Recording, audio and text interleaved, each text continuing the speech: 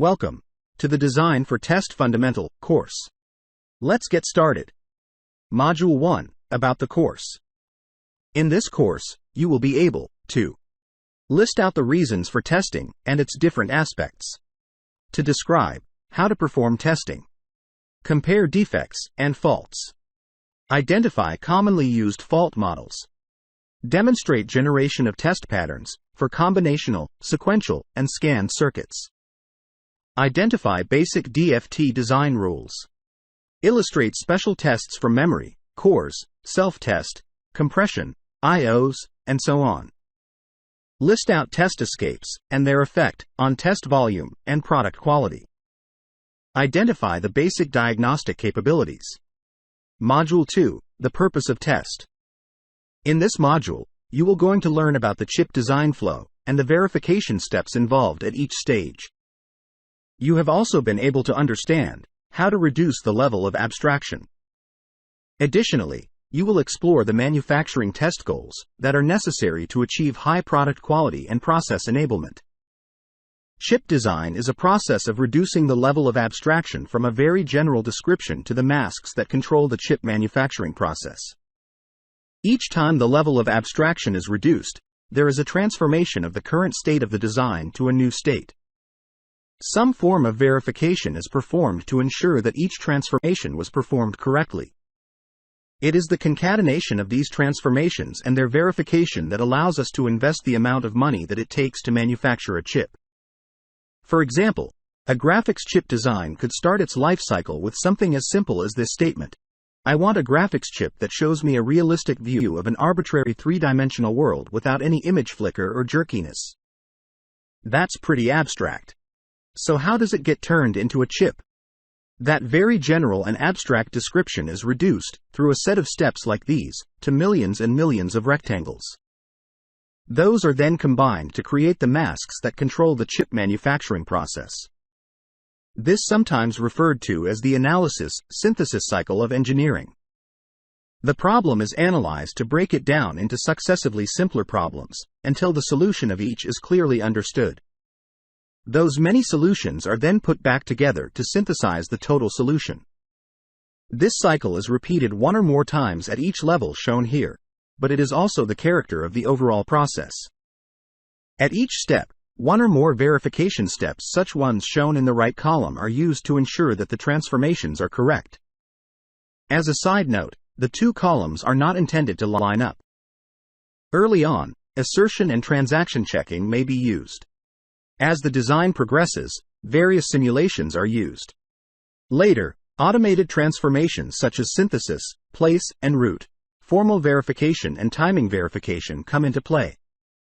During mask generation, shapes checking and optical inspection techniques are used to ensure that the technology ground rules have been followed. Finally, the manufactured chips are tested, both before and after packaging. The chip manufacturing testing is a verification of all of the steps from the gate-level netlist to the manufactured chip. For a design that has moved from a hardware description language, through gate-level and transistor-level netlists, to shapes, and finally silicon, manufacturing test compares the behavior of the gate-level netlist to the observed behavior of the manufactured silicon. An important point to keep in mind here is that the chip functionality is complete by the time the gate-level netlist is complete.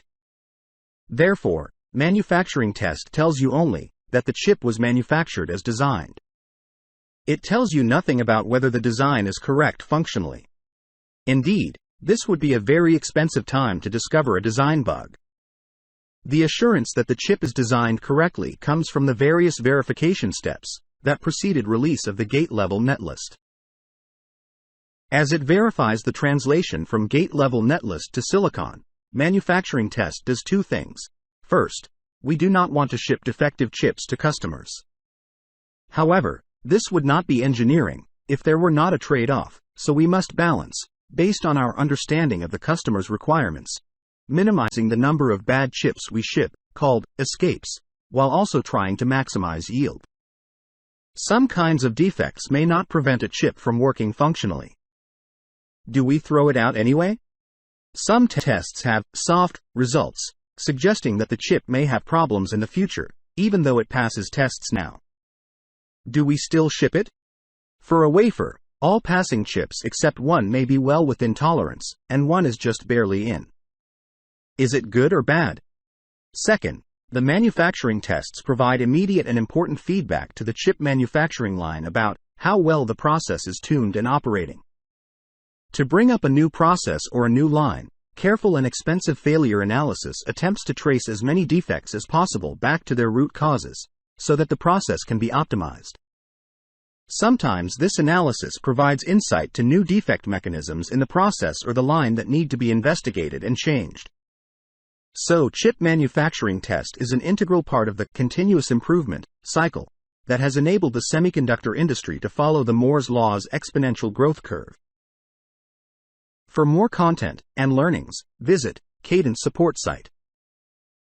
To enroll for the courses, visit www.cadence.com. Click on the Support tab and open the Digital Design and Sign-Off Training section to enroll for the courses. Click on the Digital Design and Sign-Off Training section. Choose the course from the respective technologies and enroll for the course.